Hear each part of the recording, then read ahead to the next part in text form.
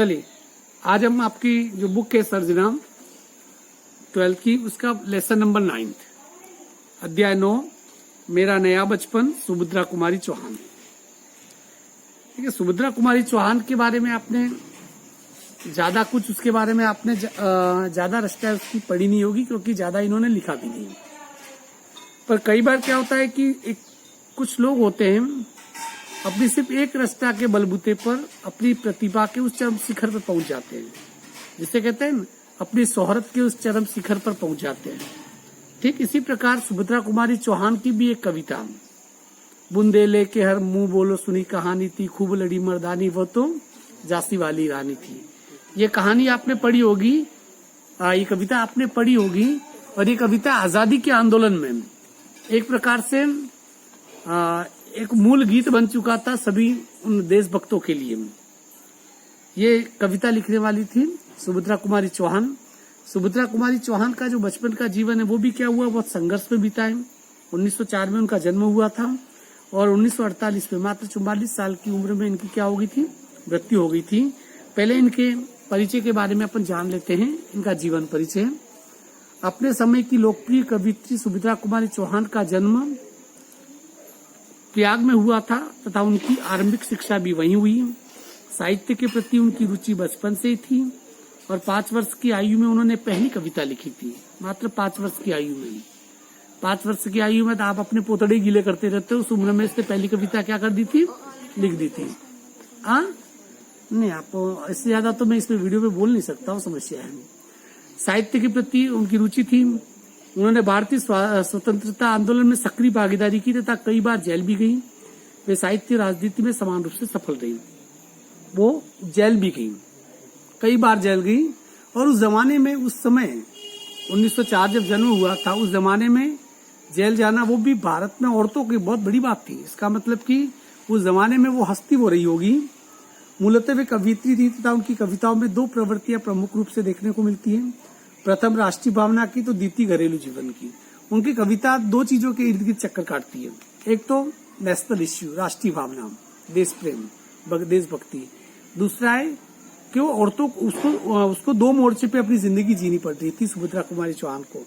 एक था आंदोलन में भाग लेना, जेल जाना। दूसरा, जब जेल से वापस घर आती थी तो एक ऐसा महासंग्राम था जो घर के अंदर भी तो उसे क्या करना पड़ता था, झेलना पड़ता था। उनकी राष्ट्रीय भावनाओं से युक्त कविताओं पर समसामयिक घटनाओं, राष्ट्रीय प्रेम तथा संस्कृति की गहरी छाप मिलती है। उनमें काव्य प्रतिभा नैसर्गिक थी, इसलिए उनकी काव्य शैली की प्रमुख विशेषता ये कि वे जटिल से जटिल विषय को सहज और सरल शब्दों में व्यक्त कर देते थे। एक ऐसी कवित्री थी,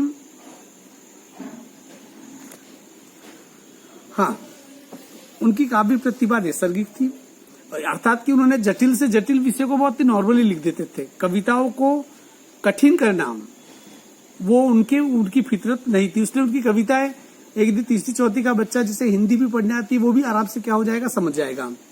भाव और अभिव्यक्ति का इतना गहरा तादाद में बहुत कम रचनाकारों में मिलता है, इसलिए कोई भी भाव उनकी कविता में आरोपित नहीं लगता है। मतलब जबरदस्ती के भाव नहीं ठूसे, नेचुरल भाव उनकी कविताओं में आ गए हैं। बुंदेलखंड में गाए जाने वाले लोकगीत के छंद में झांसी की रानी जैसी ओजस्वी कविता उनकी प्रतिभा और दृष्टि दोनों की परिचायक है। इसलिए अंग्रेज सरकार ने इस कविता को जब्त कर लिया था। वह लोगों को कंठस्थ थी, याद थी लोगों को। इस कविता की सरल किंतु ओज भरी पंक्तियों ने हिंदी भाषाभाषी जनता को खूब प्रेरित किया था। मैंने पहले कह दिया था कि आजादी के आंदोलन में ये कविता एक प्रकार से हथियार बनी थी और अंग्रेजों ने क्या कर दिया था, इस कविता को जब्त कर लिया था। सुभद्रा कुमारी चौहान ने कहानी और निबंध विधाओं में भी लिखा। बिखरे मोती, उन्मादनी उनकी कहानियों के संकलन है। उनकी कहानियों में उदात्त आदर्शवाद को अभिव्यक्ति मिली है। सुभद्रा कुमारी चौहान को उनकी कहानियों पर 2 बार सैमसरिया पुरस्कार मिला है। उनके निबंध भी समसामयिक समस्याओं पर केंद्रित हैं। उनकी पहचान एक सजग कवित्री के रूप में, जिसने राष्ट्रीय चेतना तथा हृदय की कोमल भावनाओं को सहजता से अभिव्यक्ति दी। शिल्प के लिए कोई विशेष आग्रह उनकी रचनाओं में नहीं मिलता है।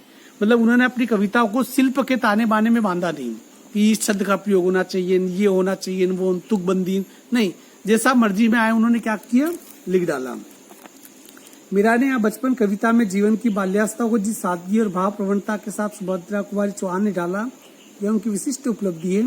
बचपन को लेकर लिखी ये कविता अपने तरह की दुर्लभ कविता है। बचपन जीवन का सबसे सुंदर समय होता है जहाँ किसी प्रकार का तनाव नहीं होता है। अपनी बेटी के साथ लेखिका का खोया हुआ बचपन पुनः लौट आता है। हर बूढ़ा व्यक्ति अपने पीछे की पीढ़ियों में अपने आप को देखता है। कोई व्यक्ति बड़ा हो गया, 30-40 साल का हो गया, और उसके कोई बच्चा होता है, बच्चा बड़ा होता है, तो उस बढ़ते हुए बच्चे में वो अपने बचपन को ढूंढ लेता है। पिताजी बहुत बूढ़े हो गए और उनका बेटा जवान है, तो वो अपनी जवानी को किसके अंदर देखेंगे? अपने बच्चे की जवानी के अंदर वो देख लेंगे। अर्थात कि हर अगली पीढ़ी पिछली पीढ़ी के कार्यकलापों को देखते हुए उसी प्रकार के जीवन को जीकर या मतलब अपने पुराने दिनों को वापस क्या करती है? याद कर लेती है। यहाँ पर जो कवित्री है,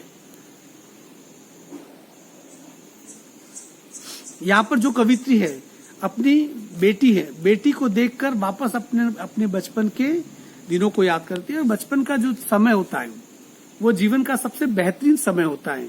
क्यों? क्योंकि सबसे बड़ी बात होती है कि उस समय तनाव नहीं होता है। जीवन जीने से यदि कोई रोकता है तो वो है तनाव, एक प्रेशर। पर हालांकि आज के बच्चों का बचपन रहा ही नहीं, क्योंकि उनके माता पिताओं ने उन्हें देखा जाए तो एक तनाव में पहले से ढकेल दिया है। आप सभी लोगों के कंधों के ऊपर परसेंटेज का तनाव है, कैरियर का तनाव है, आपके ऊपर बहुत सारी बंदिश है, ये करो वो करो। मतलब कम से पेट तो किसी का बढ़ता ही नहीं। हर व्यक्ति को आज कलेक्टर, डॉक्टर ना IAS यही चाहिए। कोई बाकी उससे नीचे तो कोई समझौता करने के लिए तैयार ही नहीं है। और मेरा मानना है कि मैंने तो कहीं वहां तक लोगों को, बहुत कम लोगों को पहुंचते हुए देखा है। फिर भी जिंदगी खूबसूरत है, अपने हिसाब से चल रही है, अपने अंदाज से चल रही है। बचपन वो जिसमें कोई तनाव नहीं हो, तो उसी बचपन की बात इसमें की है। बार बार आती है मुझको मधुर, मेरा नया बचपन कविता का शीर्षक है। बार बार आती है मुझको मधुर याद बचपन तेरी, गया ले गया तू जीवन की सबसे मस्त खुशी मेरी। कवित्री क्या कह रही है कि मुझे मेरे उस बचपन की याद आती है, वो बचपन जो मेरे जीवन की सबसे स्वर्णिम, सबसे कीमती जो खुशियां थी, वो बचपन लेकर क्या हो गया? चला गया। चिंता रहित खेलना खाना, यह फिर निर्भय स्वच्छंद। देखिए यहाँ बचपन की विशेषताओं के बारे में लिखा गया है। हाँ, तो कवित्री कह रही है बार बार आती है मुझको मधुर याद बचपन तेरी, गया ले गया तू जीवन की सबसे मस्त खुशी मेरी। चिंता रहित खेलना खाना, वह फिरना निर्भय स्वच्छंद। एक तो कोई चिंता होती नहीं थी, मस्ती से खाते पीते थे, सांड की तरह शरीर बढ़ाते थे, पहली बात। दूसरी बात, निर्भय स्वच्छंद। बचपन सबसे अच्छा इसलिए लगता है क्योंकि वो स्वच्छंद होता है। देखो न तो वहां देखो, कभी मैं एक जगजीत सिंह की एक बहुत प्रसिद्ध गजल है, मैं अक्सर वो कागज की कश्ती वो बारिश का पानी, उसकी कुछ लाइन है, उस गजल को कभी सुनना जरूर। कभी रेत के ऊंचे टीलों पे जाना, घरों दे बनाना बनाकर मिटाना। क्या था मैं भूल गया। अच्छा, कभी रेत के ऊंचे टीलों पे जाना, घरों दे बनाना बनाकर मिटाना। मासूम चाहत की तस्वीर अपनी, ख्वाबों खिलौनों की जागीर अपनी। न दुनिया का गम था न रिश्तों के बंधन, बड़ी खूबसूरत थी वो जिंदगानी। वो कागज की कश्ती वो बारिश का पानी। इसमें पूरा लिख दिया है स्वच्छंद। न रिश्तों के बंधन थे, न किसी से कोई रिश्ते थे, दोस्त खेल रहे, घरौंदा बना रहे हैं, और बनाते बनाते बोर हो गए, लगा कि अब घरौंदा बन गया, अब आगे व्हाट द नेक्स्ट, आगे क्या करें। फिर क्या करते, सब खड़े होते आराम से, जितनी मेहनत से घरौंदे बनाए सब कुछ, उसपे खिड़कियां वगैरह सब बनाते हैं। और फिर जब लगा कि जाने का समय हो गया है, बड़े उछलते कूदते हुए लात मार के इस घरौंदे को क्या करते थे? तोड़ देते थे। अभी क्या है, क्या वो मस्ती उनकी अपनी फकीरी है, उनका अपना तरीका है, उनकी अपनी मौज है। सबसे पहली बात, बचपन की खुशियों में सबसे बड़ी बात तो निर्भय स्वच्छंद। एक तो भय रहित, डर नहीं लगता है, क्योंकि डर उसको लगता है जिसे जिंदगी और मौत के बीच में फर्क पता होता है, बच्चों को नहीं लगता है। दूसरा है स्वच्छंद, जहां जाओ आओ जाओ, क्योंकि थोड़े बड़े हो जाओगे तो फिर जितने जैसे बड़े हो जाओगे तो उतनी उस बाद उतनी बड़ी बड़ी मोटी जंजीरें आपके पैरों में डाल दी जाएगी, फिर यहाँ जाओ वहां मत जाओ, फिर रोकना टोकना स्टार्ट हो जाएगा। कैसे भूला जा सकता है बचपन का अतुलित आनंद। अतुलित का मतलब अतुलनीय, तुलना नहीं की जा सकती है बचपन के उस आनंद की, जिस आनंद की तुलना किसी से भी नहीं की जा सकती है। आखिर उस बचपन के उन पलों को कैसे भुलाया जा सकता है? ऊंच नीच का ज्ञान नहीं था, छुआछूत किसने जानी। तब कोई ऊंच नीच नहीं, सब एक जैसे। चाहे किसी भी बच्चे के साथ खेलते ही कभी खेलते समय ये नहीं पूछा था कि ये किस जाति का है, ये ऊंची जाति का है, ये नीची जाति का है। इससे कोई फर्क नहीं पड़ता था। बच्चे आते थे अपनी मौज में, जब छोटे थे तब अपनी मौज में मस्ती में हम सब के साथ खेलते थे। बनी हुई थी वहां झोपड़ी और चिथड़ों में रानी। सिर्फ झोपड़ियां थी, चिथड़ों में रानी, अर्थात कि पहनने के लिए अच्छे कपड़े नहीं मिलते थे। फिर भी उन कपड़ों में भी हम अपने आप को क्या समझते थे, रानी समझते थे। हर व्यक्ति अपने आप पे राजकुमार समझता था। आज मैं मेरे पुराने फोटो को देखता हूँ, उन फोटो को देख के मुझे अपने आप पे शर्म आ जाती है। इतने भयानक उस समय के हिसाब से हम भी उस दौर के सुपरस्टार थे। पर उन कपड़ों को मैं आज देखता हूँ, उन कपड़ों को देख के लगता हूँ कि हम ऐसे रहते होंगे क्या। और आज के बच्चों को देखता हूँ तो जमीन आसमान का फर्क पड़ता है। पर उन चीजों, उन कैसे कैसे कपड़ों में हम अपने आप को हीरो ही समझते थे। हम भी वही जुल्फे वगैरह रखना, हमारी भी अपनी स्टाइल थी। अभी तो कुछ है ही नहीं, पर वो स्टाइल है पुराने दौर की स्टाइल की थी, देवानंद की पीढ़ी की स्टाइल थी। पर क्या करें, वो भी अपना एक दौर था। बनी हुई थी वहां झोपड़ी और चिथड़ों में रानी, किए दूध के कुल्ले मैंने चूस अंगूठा सुधा पिया। मतलब कि दूध के कुल्ले करना का मतलब अपन कोकड़े कहते हैं अपनी भाषा में, दैट इज द कुल्ले, ठीक है ना। किए दूध के कुल्ले मैंने चूस अंगूठा सुधा पिया। मतलब बचपन में क्या होते हैं, एक तो दूध पीने मिलता है, दूसरा है मैंने क्या किया, अंगूठा चूस कर, ऐसे जैसे कि छोटे बच्चे अंगूठा चूसते हैं, तो उसे वो बचपन की याद आ रही। जब अंगूठा चूसती थी तो मुझे ऐसे लगता था कि जैसे कि मैं अमृत का पान कर रही हूँ, अमृत पी रही हूँ। हंसी क्यों आ रही है, सब कुछ ठीक है बेटा, मेरी तबीयत बिल्कुल ठीक है। किलकारी किल्लोल मचाकर सुना घर आबाद किया। और जब छोटे थे तब क्या करते थे, चिल्लाना, चीखना, कल्लोल करना, बातें करते रहना। और हमारी बातों से घर क्या रहता था, आबाद रहता था। जिस घर में बच्चे थोड़ी देर के लिए चले जाए, घर में सन्नाटा छा जाता है। घर वाले पूछते हैं आज बच्चे कहाँ हैं, क्योंकि घर वालों को भी बच्चों की उन किलकारियों की क्या हो जाती है, आदत पड़ जाती है। और बच्चे होंगे तो किलकारियां जरूर होगी। रोना और मचल जाना भी क्या आनंद दिलाते थे। अर्थात कि रोना, फिर मचलना, फिर माँ मनाने आती थी, नाटक करते थे, हम थोड़ी देर नहीं मानते थे, उसके बाद मान जाते थे। माँ आती थी, मेरा राजा भैया, ये कहते हुए भले भिखारी जैसे दिखो, पर कहेगी वो राजा भैया, यही कहेगी, और आपको ले जाती थी। आप खुश हो जाते थे, माँ खाना खिलाती थी, खा लेते थे। ये रूठना मनाना चलता रहता था। बड़े बड़े मोती से आंसू जयमाला पहनाते थे, और किसी बात पर जब नाराज हो जाते थे, ये मोटे मोटे आंसू आंखों से निकलते थे, और ऐसे लगता था कि जयमाला पहन लियो। पूरे जो आंसू जब गिरते थे तो यूं लगता था कि जैसे हमने कोई माला पहन रखी हो। मैं रोई, माँ काम छोड़कर आई, मुझको उठा लिया। और जब भी मैं रोती थी क्या करती थी, माँ काम छोड़कर आ जाती थी। काम बाद में, बच्चा रोया सबसे पहले उसको देखने आ जाती थी, मुझको उठा लिया, और उसे प्यार से मुझे उठा लेती थी, लेखिका को उठा लेती थी। झाड़ पोंछ कर चूम चूम कर गीले गालों को सुखा दिया। अर्थात कि जब रोती थी तो माँ आती थी, और माँ आने के बाद गालों को चूम कर आंसुओं को सुखा देती थी। मतलब वो इतना प्यार करती थी माँ, तो आंखों में आंसू आने क्या हो जाते थे, बंद हो जाते थे। दादा ने चंदा दिखलाया, नैन नीर युत दमक उठे। दादा एक तो बड़े भाई को भी कहते हैं, एक तो ग्रैंडफादर इनको भी कहते हैं। अब ये किस दादा के संदर्भ में ये पता नहीं। दादा ने चंदा दिखलाया, जब दादा ने चंदा दिखलाया का मतलब कि चांद की तरफ इशारा करके बताया कि देखो बेटा वो चंदा मामा है। हम एक्चुअल में प्रकृति, हम लोग बड़े अजीब लोग हैं, हम किसी से भी रिश्ता जोड़ लेते हैं। धरती को माँ कह देते हैं, चांद को मामा कह देते हैं, पता नहीं किसी ग्रह को काका भी कहते हो तो मुझे नहीं पता।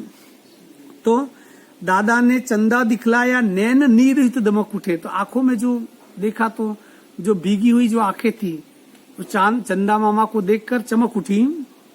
धुली हुई मुस्कान देखकर सबके चेहरे चमक उठे। और जब चांद को देखने के बाद चेहरे पे जो मुस्कान आई, हमारी उस छोटे बच्चों की किलकारी और मुस्कान को देखकर परिवार वालों के चेहरे भी क्या उठे, चमक उठे। वह सुख का साम्राज्य छोड़कर मैं मतवाली बड़ी हुई। और वो सब सुख का साम्राज्य, क्योंकि आप बड़े होंगे तो वो सुख, बचपन के सुखों को आपको क्या करना होगा, पीछे छोड़ना होगा। क्योंकि आप बचपन को जवानी तक नहीं ले जा सकते हो। दौर की अपनी एक उम्र होती है, एक अवस्था होती है, उसके बाद वो दूसरे दौर में आप प्रवेश करने के बाद बीते हुए दौर की मात्र यादें रहती है। इसलिए कवित्री कह रही है कुछ सुख का वह सुख का साम्राज्य छोड़कर मैं मतवाली बड़ी हुई, लूटी हुई कुछ ठगी हुई सी दौड़ द्वार पर खड़ी हुई। और ऐसे लगा जैसे कि बचपन के उस दौर को छोड़ के जब जवानी की दहलीज पे कदम रखा तो ऐसे लगा कि जैसे मेरा अपना सब कुछ पीछे लूट गया है, और लूटने के बाद जो व्यक्ति किस प्रकार से दरवाजे पे खड़ा होके देखता है सब कुछ लूटा हुआ, ठीक वैसे कवित्री कह रही कि मैं द्वार पर खड़ी हुई, लाज भरी आंखें थी मेरी मन में उमंग रंगीली थी। अब आंखों में लग जाती है। छोटी बच्चियों को शर्म नहीं आती है, इसलिए नहीं आती क्योंकि शर्म होती क्या उन्हें पता ही नहीं, पर जैसे जैसे बच्चियां बड़ी होती है उनकी आंखों में एक शर्म, जो उनकी आंखों में जो कौतूहल होता है, जो चंचलता होती है, बचपन की चंचलता होती है, उसकी जगह आंखों में एक लिहाज का भाव आने लगता है, शर्म का भाग आने लगता है। लाज भरी आंखें थी मेरी मन में उमंग रंगीली थी, और मन में रंगीली उम्र थी, अर्थात कि वो दौर ही ऐसा आता है मन कुछ और सोच रहा था। तान रसीली थी कानों में मैं चंचल छेल छबीली थी, मतलब ये कि उसकी सुंदरता का वर्णन वो खुद कर रही है। तेज मेरे आंख थे, नैन नक्श मेरे बहुत अच्छे थे, अर्थात कि अब शरीर परिवर्तन के दौर से गुजर रहा है, बचपन से निकलकर जवानी की दहलीज पर बस कदम रखने के लिए तैयार है। दिल में एक चुभन सी थी यह दुनिया अलबेली थी, और जब नई दुनिया में जब प्रवेश किया बचपन को छोड़कर तो एक अलबेली, एक अजीब सी दुनिया थी, क्योंकि देखो दो पीढ़ियों, दो अवस्थाओं के बीच का जो संक्रमण काल होता है वो बड़ा खराब होता है। बचपन में बचपन की उम्र को जीते और बचपन से जैसे ही आप टीन एज में एंटर करते हो तो टीन एज में एंटर करने का वो साल 2 साल वो संक्रमण का काल होता है, और व्यक्ति उसी समय भटकता है। वो साल भर की उम्र के बाद उम्र को पार कर लिया जाए तो व्यक्ति फिर समझदार हो जाता है, वो जीना सीख जाता है, उस अवस्था के साथ वो एडजस्टमेंट कर लेता है। ज्यादातर प्रॉब्लम उन लोगों को आती है जब वो उस संक्रमण काल को वो एडजस्ट नहीं कर पाते हैं। यहाँ पर जो कवित्री कह रही है, लाज भरी आंखें थी मेरी मन में उमंग रंगीली थी, तान रसीली थी कानों में मैं चंचल छेल छबीली थी, दिल में एक चुभन सी थी यह दुनिया अलबेली थी, मन में एक पहेली थी मैं सबके बीच अकेली थी। मन में एक पहेली थी और मैं सबके बीच में क्या थी, अकेली थी। देखो ये होता है कि उस अवस्था में व्यक्ति अपने आप को क्या करता है, वो अकेले रहना पसंद करता है, जिसे कहते हैं कि ख्वाबों की दुनिया में पहुंच जाता है।